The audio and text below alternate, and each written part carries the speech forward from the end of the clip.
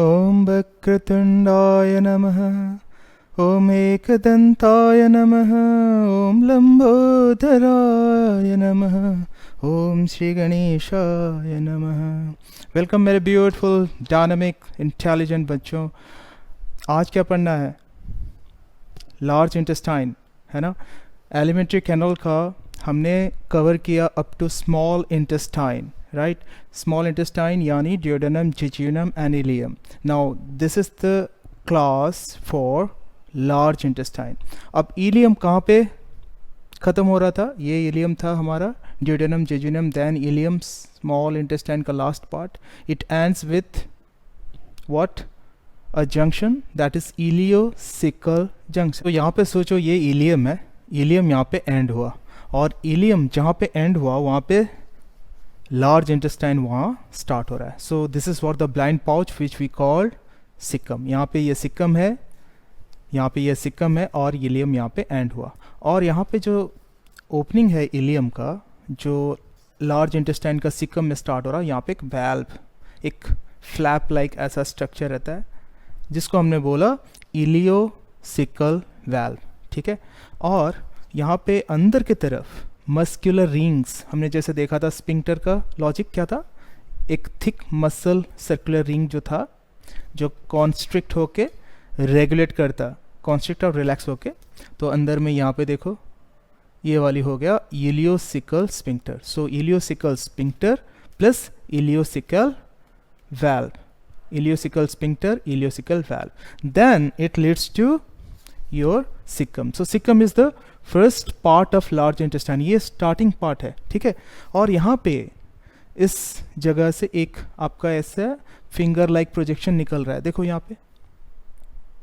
This is called vermiform appendix. ये 8 to 9 centimetre के करीब ये रहता है ना।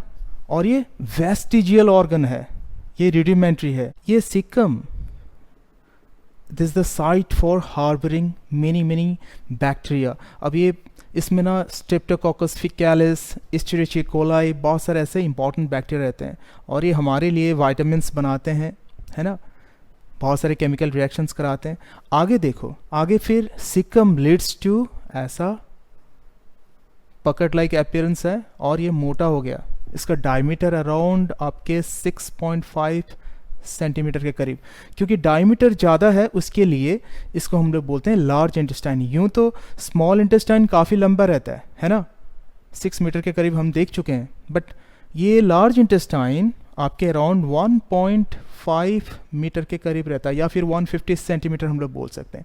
And out of that 150 centimetre देखो सिक्कम से स्टार्ट हो रहा है, ये ऊपर की तरफ जा रहा है। This is called ascending colon, ठीक है। तो यूं कुछ हम इसको फील कराएंगे, ये है असेंडिंग कॉलन, ऊपर जा रहा है। देन ट्रांसवर्स कॉलन, देखो ट्रांसवर्स कॉलन, ये मोटा पाइप इस तरह से जा रहा है, ट्रांसवर्स इस तरह से हमारा रहता है ट्रांसवर्स। असेंडिंग कॉलन ऊपर उठ रहा है, then transverse colon, transverse colon, तो ये हो गया अराउंड 20-25 सेंटीमीटर, राइट। एंड ये हो गया around 50 centimetre. Then it can descend down, ये नीचे की तरफ फिर जा रहा है। This is called descending colon. देखो यहाँ पे ascending colon, descending colon. Descending colon around ये 20-25 सेंटीमीटर जाता है, फिर नीचे ये एस के जैसा एस शेप्ड मुड़ गया है, and this is called sigmoid colon, right. Again it is 40 to 50 centimetre, so all together it is 150 centimetre. Next last में ये पोर्शन रहता है rectum, it is around 20-25 centimetre, right. ये हो गया रेक्टम। फिर लास्ट में अराउंड 2 to 3 सेंटीमीटर ये हो गया आपका anal canal. This is what the large intestine, caecum, then ascending, transverse, descending colon, उसके बाद sigmoid colon, rectum, anal canal, यहाँ पे आके खत्म हुआ। और लास्ट का जो ऑरिफिस है, जो ओपनिंग है, इसको हम लोग बोलते हैं एनस, राइट। तो this is all about the outer appearance, length, shape, size, structure of large intestine. Large क्यों बोले? क्योंकि डायमीटर ज़्यादा है, राइट। अब देखते हैं उसका अंदर में histology and different other parts, right. Come down and take a transverse section. इसको अगर हम लोग ऐसे ट्रांसवर्स सेक्शन लेंगे तो क्या मिलेगा हमें? As usual, you know, the 4 basic layers अगर इसको हम लोग फील करेंगे, ऑलरेडी हम लोग देख चुके हैं स्टोमैक में, स्मॉल इंटेस्टाइन, डियोडेनम, जेजुनम, इलियम, हर जगह पे हम लोग देख चुके हैं। अब ये लार्ज इंटेस्टाइन की बारी है। So taking a transverse section, the outer layer is what? Serosa. Outer layer is serosa. Serosa के बाद मस्क्युलरिस मिकोसा। देखो यहाँ पे बड़ा करके हम लोग देख रहे हैं आउटर सेरोसा। बट रिमेंबर, जब आगे की तरफ जाएंगे कॉलन और रेक्टम, एनल, कैनल, यहाँ पे ये रेक्टम, एनल, कैनल की तरफ क्या हो रहा है? It is modified to adventitia like your oesophagus. Adventitia oesophagus का प्लीज देखना, वहाँ पे एडवेंटिशिया मैंने जिक्र किया हुआ है। Then the muscular layer, muscularis externa. Muscularis externa में longitudinal outer, circular muscle inner, और दोनों का बीच में माइंटरिक प्लेक्सस, या फिर प्लेक्सस कौन सा था? ऑर्बिच प्लेक्सस इसका नाम था, राइट? ये हम लोग ऑलरेडी डिस्कस कर चुके हैं हर जगह पे, तो यहाँ पे मैं डिटेल में फिर से नहीं जा रहा हूँ। प्रीवियस वीडियो प्लीज रेफर करना ताकि आपको क्लियर कट कंसेप्ट मिले। नेक्स्ट आपका submucosa. This is the connective tissue of submucosa. यहाँ पे लिम्फॉइड टिश्यू मिलते हैं, आपके ब्लड वेसल्स मिलते हैं, नर्व्स मिलते हैं, और एक नर्व का नेटवर्क जिसको हम लोग बोलते हैं Meissner plexus. It's a characteristic feature of submucosa. Next mucosa, inner most layer. Inner most layer हमारा क्या था? म्यूकोसा, और उसमें muscularis mucosa, then lamina propria and mucosal epithelium. तीनों लेयर देखो यहाँ पे। लैमिना प्रोप्रिया हो गया, लैमिना प्रोप्रिया में आपको लिम्फॉइड टिश्यूज मिलते हैं, capillaries of blood vessels, arteries, veins वगैरह मिलेंगे आपको, है ना, और लिम्फॉइड टिश्यूज मिलेंगे। और एपिथेलियम में देखो ये सारे छोटे छोटे जो एपिथेलियल सेल्स है लाइन में लगे हुए हैं। जैसे स्मॉल इंटेस्टाइन में ये सब क्या बना रहे थे? विलस बना रहे थे, क्रिफ्ट्स ऑफ लिवरक्यून। यहाँ पे क्रिफ्ट्स बनाते हैं, इंटेस्टिनल क्रिफ्ट्स, बट यहाँ पे ऐसे विलस फिंगर लाइक प्रोजेक्शन अंदर की तरफ ल्यूमेन में नहीं है। So it is a characteristic feature of large intestine. No villus, no plica circularis. जो बड़े बड़े फोल्डिंग्स थे म्यूकोसा और सबम्यूकोसा का, प्लाइका सर्कुलरिस और प्लिका सर्कुलरिस व्हाट एवर यू से, वो यहाँ पे एब्सेंट है। विलस भी एब्सेंट है। Remember, it's very very pretty important. Villus, plica circularis यहाँ पे एब्सेंट है। और जो छोटे छोटे क्रिप्ट्स हैं यहाँ पे, जो सेल्स हैं, जैसे एपिथेलियल सेल्स हम लोग को मिलता था, कौन कौन सा? एंटेरोएंडोक्राइन सेल्स मिलते थे, राइट, गॉबलेट सेल्स मिलते थे, एब्जॉर्प्टिव सेल्स, एंट्रोसाइट्स मिलते थे स्मॉल इंटेस्टाइन में। तो यहाँ पे भी ऐसे ही बहुत सारे गॉबलेट सेल्स मिलते हैं विद सीक्रेट म्यूकस, क्योंकि म्यूकस का क्या जरूरत है यहाँ पे? बॉल मूवमेंट का, फूड मटेरियल का स्मूथ मूवमेंट के लिए चाहिए। एंटेरोएंडोक्राइन सेल फिर एपिड सेल जो था amine precursor uptake decarboxylation cells. Stem cells रहते हैं यहाँ पे, colonocytes, absorptive cells, columnar cells रहते हैं एपिथेलियम में, राइट। बट रिमेंबर, बहुत इंपॉर्टेंट, पैनिथ सेल या फिर जाइमोजेन सेल, पैनिथ सेल या फिर जाइमोजेन सेल यहाँ पे एब्सेंट रहता है। So Paneth cell is absent here, ठीक है, इंपॉर्टेंट है। अब खाना तो हमारा जो फिजियोलॉजी डिस्कस करेंगे यहाँ पे कहाँ तक आ गया था? खाना हमारा जो फूड मटेरियल्स आया था स्टोमक से खाइम, खाइम आके पहुँचा ड्यूडेनम में, फिर वहाँ पे बाइल, पैनक्रेटिक जूस मिलके डाइजेशन हो गया, सकस एंट्रिकस मिलके, एंड इलियम में फाइनल सकस एंट्रिकस का जो डाइजेशन हो गया। उसके बाद हमने लास्ट वीडियो में देखा था, वीडियो नंबर 11 में, तो इलियम में डाइजेशन हो गया। And finally the amino acids, जो small carbohydrates, monosaccharides, glucose, galactose, fructose plus the fatty acid glycerols, वो क्या होते हैं? एब्जॉर्प्शन हो जाते हैं। सबसे ज़्यादा एब्जॉर्प्शन होने के बाद फाइनली जो अनडाइजेस्टेड मटेरियल्स वो मूव होता है सिक्कम में। यह यूनिडायरेक्शनल है, यहाँ पे बैक फ्लो नहीं होना चाहिए। And that is how ileocecal valve and ileocecal sphincter, they plays a important role here over, so regulate the movement, ठीक है। अब और कुछ important features है, मैं स्ट्रक्चरली आपको आउटर सरफेस से दिखा देता हूँ कि जो पेरिटोनियम कैसे कवर के रखता है, मेजेंट्रीज रहते हैं इसके चारों तरफ, है ना। और यहाँ पे जो वॉल है सरफेस में आप देखोगे तो आउटर सिरोसा, ये जो लार्ज इंटेस्टाइन है, आउटर सिरोसा आपकी जो कवरिंग है उसके ऊपर आप देखोगे यहाँ पे तो क्या रहता है, लॉन्गिट्यूडनल मसल्स रहते हैं, आपने देखा यहाँ पे अभी, है ना। और ये लॉन्गिट्यूडनल मसल्स यहाँ पे ऐसा बैंड 3 रिबन जैसा बैंड बनाया हुआ है यहाँ पे ऐसा, फिर और एक ऐसा 3 इस तरह से। यहाँ पे जो मैंने दिखा हुआ है ऐसा मस्कुलर बैंड्स हैं, लॉन्गिट्यूडनल मसल्स का, स्मूथ मसल्स का बैंड, रिबन लाइक बैंड्स हैं। यहाँ पे 3 रहते हैं, एक यहाँ पे ऐसा, और एक यहाँ पे, और एक यहाँ पे। तो ये बैंड क्या होता है, इसको बोलते हैं हम लोग taenia coli, TENIACOLI, taenia coli. और ये मसल जब कॉन्ट्रैक्ट होते हैं तो यहाँ पे ना ऐसा कॉन्ट्रैक्ट होता है, अब ऐसा कॉन्ट्रैक्ट होता है तो यहाँ पे ना क्या होता है, पॉच लाइक स्ट्रक्चर मिलता है, पॉकेट लाइक स्ट्रक्चर्स, और जिसको हम लोग बोलते हैं हॉस्ट्रा। यहाँ पे देखो, ये एक मैंने दिखा है यहाँ पे, ये सो यहाँ पे कॉन्स्ट्रिक्ट हुआ, यहाँ पे कॉन्स्ट्रिक्ट हुआ, बीच में जहाँ पे कॉन्स्ट्रिक्ट हुआ तो यहाँ पे एक पॉकेट लाइक ऐसा स्ट्रक्चर बन गया, right. And this is known as haustra, ये पॉकेट लाइक स्ट्रक्चर। इसमें खासियत क्या है कि जब बॉल मूवमेंट होता है या फिर आपके जो food materials, undigested food material जाते हैं, स्लोली यहाँ पे मूव करते करते पेरिस्टाल्टिक मूवमेंट में जाता है, और इसके दौरान क्या होता है, it gives a surface area for the absorption of water and electrolytes and other vitamins. तो कि ब्लड में, मतलब यहाँ पे लैमिना प्रोप्रिया है, लैमिना प्रोप्रिया के अंदर ब्लड वेसल्स है, तो यहाँ से ल्यूमेन से यहाँ पे एब्जॉर्ब होने वाला है। क्या क्या एब्जॉर्ब होने वाला है, खाने के अंदर में देखो यहाँ पे बैक्टीरिया था हमारा इंटेस्टाइन में, स्ट्रेप्टोकोकस फिकालिस, एस्चेरिचिया कोलाई, ये अच्छे बैक्टीरिया हैं। ये लोग क्या बनाते हैं, vitamin B1, thiamine, B2, riboflavin, B12, cobalamin, vitamin K, biotin, तो इतने सारे हेल्प करते हैं ये लोग। और वाटर ऑफ कोर्स, इलेक्ट्रोलाइट्स, है ना, क्लोराइड, बाइकार्बोनेट, जितने सारे आयंस वगैरह, ये सब इंपॉर्टेंट आयंस क्या होते हैं, यहाँ पे एपिथेलियल सेल को क्रॉस करके एब्जॉर्ब होते हैं, कहाँ पे, यहाँ पे ब्लड वेसल्स में, ठीक है। लैमिना प्रोप्रिया में जो ब्लड वेसल्स है ये एब्जॉर्ब होते हैं। So this is very very important physiologically, है ना। तो it helps in the smooth movement of the bowel, and of course उसके बाद, एब्जॉर्प्शन के बाद जो अनडाइजेस्टेड फूड मटेरियल आगे जाएगा वो क्या कहलाएगा, फीकल मैटर या फीसिस, है ना, जो स्टूल हम डेली मॉर्निंग में डिस्चार्ज करेंगे, है ना।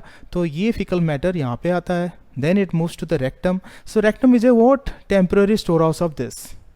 लेकिन याद रखना, जब रेक्टम की बारी आता है वहाँ पे आपकी जो म्यूकोसा है, यहाँ पे सिंपल कॉलमनर सेल्स नहीं रहते हैं, यहाँ पे स्ट्रैटिफाइड सेल्स रहते हैं, स्ट्रैटिफाइड स्क्वैमस एपिथेलियम। तो स्ट्रैटिफाइड स्क्वैमस एपिथेलियम जो रहता है कॉलन और इस पोर्शंस में क्या रहते हैं, आपके कैरेटिनाइज नहीं रहते हैं। बट ये आगे जैसे प्रोसीड करता है एनल कैनल की तरफ, वहाँ पे इंपॉर्टेंट है कि यहाँ पे स्क्वैमस एपिथेलियम कैरेटिनाइज्ड रहता है, स्ट्रैटिफाइड और कैरेटिनाइज्ड रहता है, क्योंकि यहाँ पे फ्रिक्शंस ज़्यादा रहते हैं।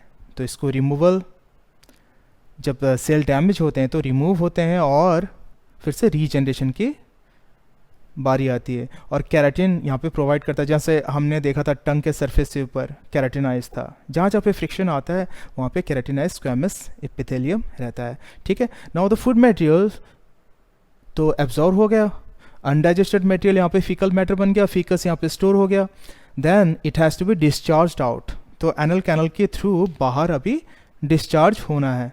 अब कैसे डिस्चार्ज होगा, वहाँ पे आता है रिफ्लेक्स एक्शन, ठीक है।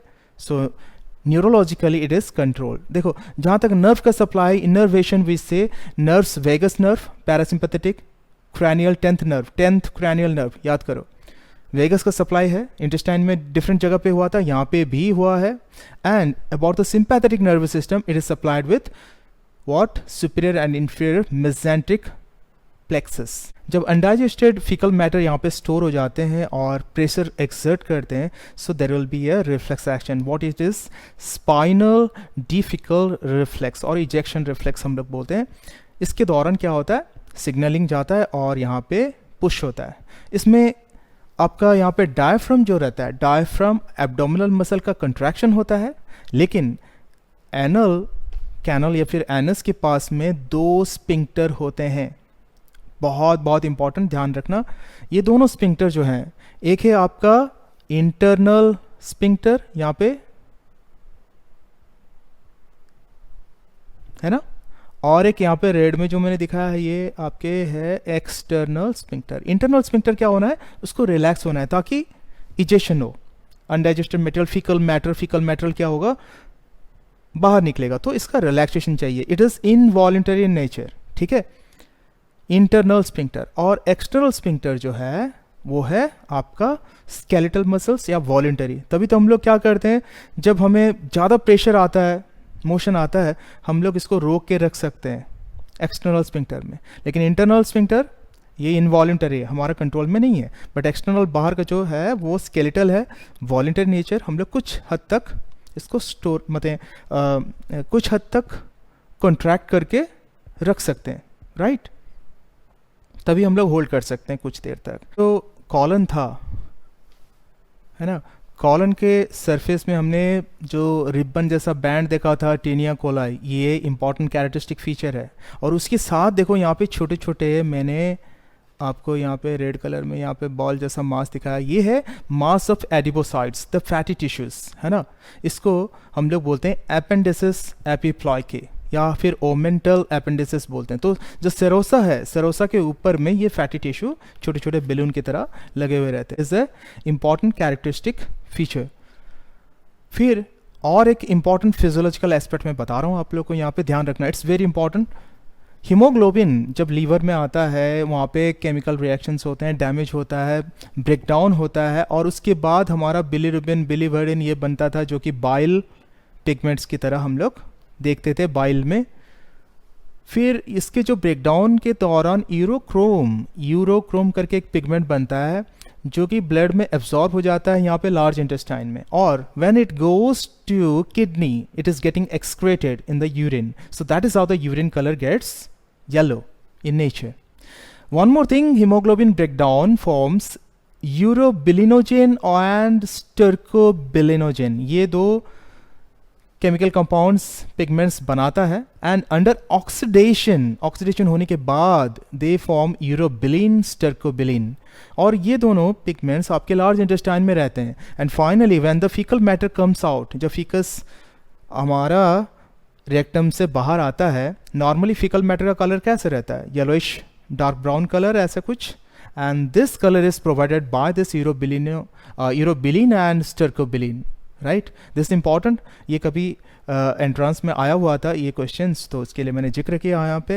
And regarding the diseases, different conditions, तीन इंपॉर्टेंट डिजीज का नाम मैं यहाँ पे तीन इंपॉर्टेंट डिजीजेस का नाम लूँगा यहाँ पे। आपके appendicitis, inflammation of this vermiform appendix, कभी कभी इसमें इन्फ्लामेशन होता है, इन्फ्लामेशन के दौरान ये बहुत पेनफुल सिचुएशन रहता है और उसको ऑपरेशन करके निकाल देते हैं, and the process is known as appendectomy. Appendectomy करके काट के उड़ा देते हैं। One more disease is ulcerative colitis, itis लगेगा तो इन्फ्लेमेशन, तो अल्सरेशन होता है, may be because of infection, may be because of other things, बहुत सारे रीजंस हैं। अल्सरेटिव कोलाइटिस होता है, कोलन में इन्फेक्शंस होते हैं, इन्फ्लेमेशन होता है, और रेडनेस आता है, स्वेलिंग आता है, अंदर का इंटरनल ब्लीडिंग भी कभी होता है। One more is haemorrhoids. Haemorrhoids it's a very important one, जो हमारा रेक्टम एंड एनल कैनल जो है, रेक्टम एनल कैनल, यहाँ पे जो बड़े बड़े ब्लड वेसल्स होते हैं ना, ये सोलन होके ऐसा बॉल लाइक मासेस बन जाते हैं। नॉर्मली वी से पाइल्स और हेमरॉइड्स, तो इसका ब्लीडिंग भी होता है, इंटरनली या एक्सटर्नली बाहर भी निकल आता है ये। It's a critical condition sometimes. Anal column is, देखो एनल कॉलम क्या होता है, कॉलम मतलब लॉन्गिट्यूडनल कुछ फोल्ड्स को लंबाई में जब कॉलम बोलते हैं, राइट। ये सपोज आपका एनल कैनल है, तो यहाँ पे प्लाइका सर्कुलरिस या प्लिका सर्कुलरिस हम लोग बोल रहे थे, सर्कुलर फोल्ड्स, वैसे लॉन्गिट्यूडनल रहेगा तो एनल कॉलम बोलते हैं। तो एनल कैनल में ऐसा एनल कॉलम रहते हैं, right. So it is a longitudinal folding. This is the correct answer, right. Circular folding no, villus no, both and B no. Right the correct match. Bad smell of faeces, जो faecal matter, जो stool anal canal से निकल जाता है बाहर, उसका normally बदबू आता है. क्यों आता है? The bad smell of faeces is because of hydrogen sulphide, ammonia, skatole, indole, ये केमिकल कंपाउंड्स के चलते होता है. ये कैसे फॉर्मेशन होता है? जब स्मॉल पेप्टाइड्स, डाईपेप्टाइड, ट्राईपेप्टाइड कुछ रह जाते हैं, डाइजेशन नहीं होता है अप टू इलियम, तो ये जो बैक्टीरियल फ्लोरा रहता है, हमारा लार्ज इंटेस्टाइन में बैक्टीरिया रहते हैं, ये इसको तोड़ देते हैं और hydrogen sulphide, ammonia, skatole, indole ये सब बनाते हैं. And because of that bad smell comes. So it's A what? Right match, right. Vitamin के, बायोटीन और B1, B12, B2 ये क्या होते हैं? लार्ज इंटेस्टाइन से एब्जॉर्प्शन होते हैं, हमने देखा है यहाँ पे, along with a large amount of water. तो absorption in large intestine, it's a correct match. Haustra, जो कॉलन में हमने देखा था ऐसा फूला फूला सा स्ट्रक्चर, पॉकेट लाइक, जिसको हॉस्ट्रा बोल रहे थे, and that was because of the contraction of taenia coli, जो लॉन्गिट्यूडनल मसल रिबन की तरह, बैंड की तरह था. So haustra is form because of contraction of taenia coli, है ना. ऐसा टीनिया कोलाई ऐसा बैंड था और इसका कंट्रैक्शन के चलते ऐसा पॉकेट लाइक स्ट्रक्चर बन रहा था. This are haustra. So it's a correct. So answer is all of this. Find the wrong statement. अब इसमें गलत क्या है देखना है. Haustra helps in the absorption and smooth bowel movement. इसमें बाउल मूवमेंट सही होता है और वाटर भी एब्जॉर्प्शन हो रहा है. It is a correct statement, it's not a wrong statement. Next, anal canal mucosal epithelium is non keratinised squamous epithelium. देखो जैसे कॉलन से रेक्टम और आगे एनल कैनल जाता है, एनल कैनल में ज़्यादा फ्रिक्शन होता है and because of this the mucosa का अंदर म्यूकोसल एपिथेलियम, वहाँ पे नॉर्मली क्या होता है? कलमनर सेल्स रहते हैं, लेकिन यहाँ पे क्या रहता है? Squamous epithelium, that is also your stratified. सो यहाँ पे पर्टिकुलरली एनल कैनल में ज़्यादा फ्रिक्शन होता है एंड इट इज़ कैरेटिनाइज्ड, जो हमने अभी वीडियो में डिस्कस किया हुआ है. तो इट इज़ कैरेटिनाइज्ड, बट यहाँ पे बोला non keratinised. No, it's a wrong statement. So it is our right answer. बाकी देख लेते हैं. Submucosa of large intestine have mass of lymphoid tissue. In submucosa it is correct. Submucosa में lymphoid tissues रहते हैं, लैमिना प्रोप्रिया में भी रहते हैं. देखा था हमने हिस्टोलॉजी में अभी. Plica circularis plica circularis villi and Paneth cells are not found in large intestine. ये करेक्ट हमारा नहीं है. Plica circularis villi Paneth cell mucosal epithelium में, ये स्मॉल इंटेस्टाइन में मिलता है, लार्ज इंटेस्टाइन में नहीं मिलता. ये पर्टिकुलरली एक डिफरेंस है between the small intestine and large intestine. FAIL, fail, it looks very ugly, you know. लेकिन जब उसका मीनिंग हम लोग ऐसा निकालेंगे, FAIL, first attempt in life, तो अटेम्प्ट ले रहे हैं, नीट दिया एक बार दो बार नहीं हुआ, फिर होगा, डेफिनेटली होगा. First attempt in life, it's not fail, it's attempt. और जो आप मेहनत करोगे और हर फेल्यूर से सीखना है, और स्मार्ट वर्क कैसे करोगे कि जितने सारे फेल्यूर्स होते हैं क्यों होते हैं, बिकॉज जहाँ जहाँ पे क्वेश्चंस आते हैं, जिस तरह से क्वेश्चंस आते हैं, ये तो हमें पता नहीं रहता है. लेकिन अगर हम पढ़ने के दौरान इतने क्वेश्चंस बना लेंगे एक्सपर्ट की तरह, जैसे प्रीवियस ईयर क्वेश्चंस में ट्विस्ट करता है उस तरह से, तो कोई बचेगा ही नहीं. इतना फास्ट, उतना एफिशिएंसी हो जाएगा हमारा. और उसके लिए कॉन्सेप्ट क्लियरेंस बहुत ज़रूरत है. एक एक बीट टिट आपको विजुअलाइज करना है. एंड रिकॉल, एक्टिव रिकॉल क्या होता है? जब भी आप एक दिन पढ़ते हो, उसके 10 दिन, 15 दिन या एक महीने के बाद आप सोचते हो, एकदम रैंडमली एक प्लेन पेपर लो, उठाओ और उसकी जितने सारे कनेक्टिविटी है, जितने सीक्वेंस है, उसको लिख डालो या बोलो. उसमें आपको पता चलेगा कितना दिमाग में है, कितने उड़ गए हैं, कितना रट्टा इफेक्ट है, कितना कॉन्सेप्ट क्लियरेंस है. और वहाँ पे क्वेश्चन बनाना चालू करो. जब क्वेश्चन बनाओगे, that is what active recalling. Passive recalling तो जैसे आपको आंखों में दिख रहा है, जैसे देखा है, जैसे सुना है, बट जैसे हर जगह पे क्वेश्चंस आप बनाते रहोगे, that is what active recalling. And उसके बाद जरूर आपको सक्सेस मिलेगा. All the best. Please like, share, subscribe. And next video में मिलते हैं. बाकी कुछ वाइटामिन मिनरल्स का क्या रोल है इन डाइजेस्टिव सिस्टम, है ना. और all the best, good luck, जय जगन्नाथ।